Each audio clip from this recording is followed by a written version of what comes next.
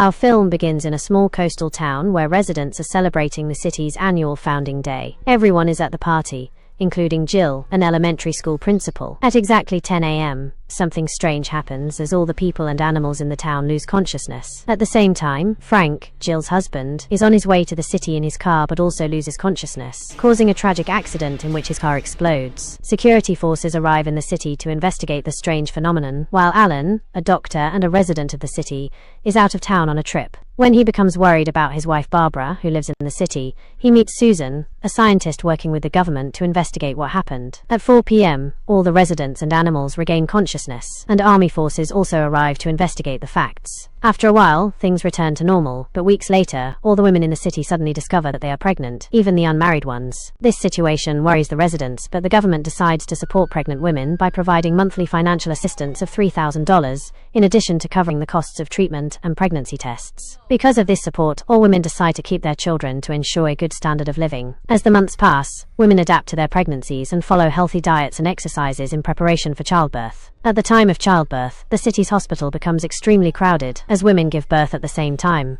10 children are born, 5 girls and 5 boys, all in good health except for one girl named Melanie who dies during childbirth. Susan secretly takes the baby's body to her lab for research. The children grow up to show that they all have silver hair and intelligence beyond their age. For example, David, Jill's son, can spell his name using letter games even though he hasn't turned 1 year old. One day Barbara was cooking soup for her daughter Mara, but she got angry when she found the soup too hot, so she threw the plate on the ground. Mara's eyes turned green, and she took control of her mother's body, forcing her to put her hand in the boiling soup. Barbara is taken to the hospital, but becomes depressed, and decides to commit suicide by jumping off a mountain. Tragic incidents occur in the village, and the locals begin to wonder if they love their children or fear them, as it appears that the children pose a great danger. When the children reach the age of 7, they always move in groups, with each boy walking beside a girl, except for David, who lost his partner during childbirth. One day, while examining the children's eyes, the doctor uses eye drops for a girl, and she starts crying from the pain. Mara suddenly appears and her eyes turn red, and she takes control of the doctor, forcing her to harm herself and lose her sight. As a result, Jill decides to dedicate special classes for children to teach them morals and compassion, as they are like robots without any feelings. Despite Alan's refusal to teach the children, David's relationship with his mother remains strong,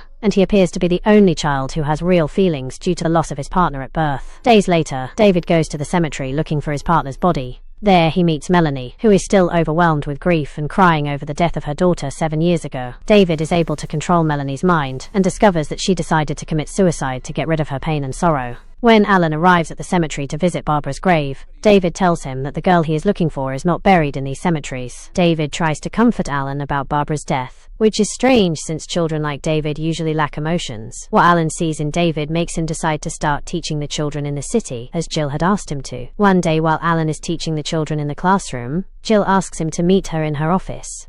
The children open their books and begin to study on their own. Suddenly, the janitor enters the classroom, heavily drunk, and begins shouting at the children, accusing them of the crimes they committed. The janitor hits one of the children, making the children feel threatened. Their eyes turn green, and 4 of them leave the classroom with the janitor, except for David. The children take control of the janitor's body, and force him to climb a high ladder. Their eyes turn red, and they force him to jump off the building, and he falls on a car and dies. Alan and Jill rush to save the janitor but arrive too late. The children leave the school together, while Alan and Jill look at them in amazement, and are convinced that these children are not human. The next day, Alan decides to meet Susan, and tells her his theory that the children are responsible for the mysterious deaths in the city. Susan confirms that her reports indicate more than 30 suicides since the children were born. Susan reveals that American intelligence has been investigating these phenomena for years, and has concluded that these children are the result of mating between aliens and humans, and that the aliens aim to control the Earth. Susan takes Alan to her secret laboratory, where she shows him the body of the baby she has kept secret for 7 years. The baby's shape resembles aliens. Susan tells Alan about their ability to read minds and control people's bodies, and warns him against letting them read his thoughts. Alan is angry with Susan because she has hidden this information from people for years. She explains that she was forced to hide her thoughts and focus on her research until she could turn her theories into facts. She tries to convince him to help her finish her project to reduce the children's danger, but he angrily refuses her words and leaves the place. When Alan returns home, Mara reads his thoughts and warns him against trying to dismantle the group of children,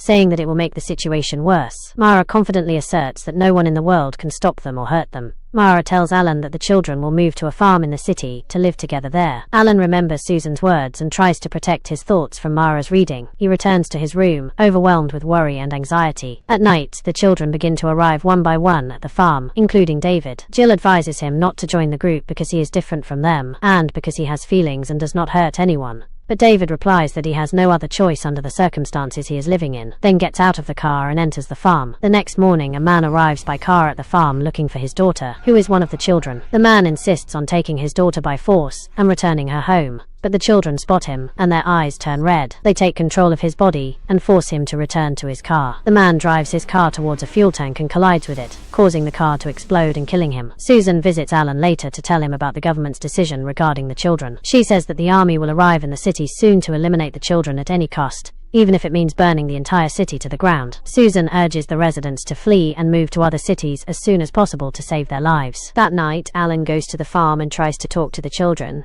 persuading them not to hurt others, but they do not respond to him and insist on using violence. Alan realizes that there is no hope of convincing them and understands that he will not be able to save their lives. In an attempt to prevent Mara from reading his thoughts, he focuses on imagining the waves of the sea, then leaves the farm. The next day, Mara has a conversation with David and reproaches him for his sympathy for humans, assuring him that this behavior is contrary to the orders of the aliens. At the same time, a sniper is watching the children from a distance and aims his rifle at Mara's head to kill her. But the children quickly spot him, take control of him, and force him to point the gun at his head and kill himself in front of them. The killing of the sniper angers the residents of the city, so they gather at night carrying burning torches and decide to search for the children and kill them. When they find the children on their way, a woman from the residence screams at them, accusing them of the crimes they committed. As usual, the children control her mind and force her to set herself on fire. At the same time, Susan is at home preparing to leave the city before the army arrives. On her way out, she meets David, Mara, and another child. Susan tries to prevent them from reading her thoughts so that they do not discover the government's plans to kill them.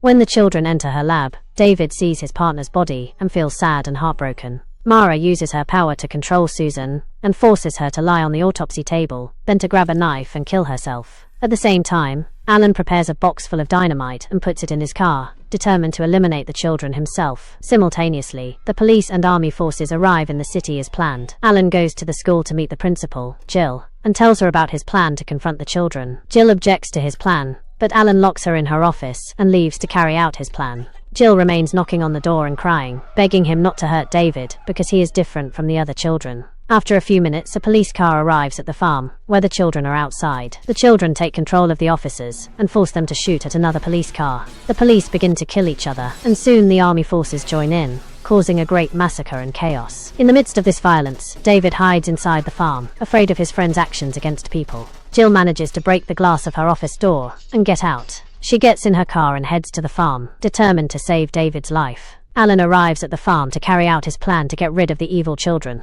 He enters the classroom with a bag containing dynamite and plans to blow up the children using the bomb he prepared. But at the same time, he decides to save David's life, at Jill's request. He asks him to leave the classroom on the pretext of bringing books from his car. Mara senses Alan's strange behavior, and she and the children begin to try to penetrate his mind to read his thoughts and know his intentions. Meanwhile, Jill arrives at the farm determined to save David, but the children read her thoughts and decide to get rid of her. David, who is deeply attached to Jill, intervenes to defend her, hitting Mara and knocking her to the ground. In an attempt to protect his plan, Alan focuses on imagining a large wall, creating a barrier that prevents the children from reading his thoughts and discovering the bomb. Alan rushes to push Jill and David to escape quickly from the farm before time runs out. In the last moments, the children manage to penetrate Alan's mind and discover the existence of the bomb. But it is too late, as the bomb explodes in a huge explosion that completely destroys the farm. All the evil children die with Alan, who sacrificed himself to save others. Jill hides with David behind the car during the explosion, and they manage to escape miraculously. Jill tells David that they will move to a distant city where no one knows anything about the evil children, so that David can live a normal life. In the end, David appears sitting with his mother inside the car, as they are on their way to their new city. David looks out the car window feeling sad about the loss of his friends. Are you ready for the next movie? Subscribe to the channel to receive notifications as soon as new content is published. Don't forget to activate the notification bell. Thank you for watching, and we hope to see you in the next video.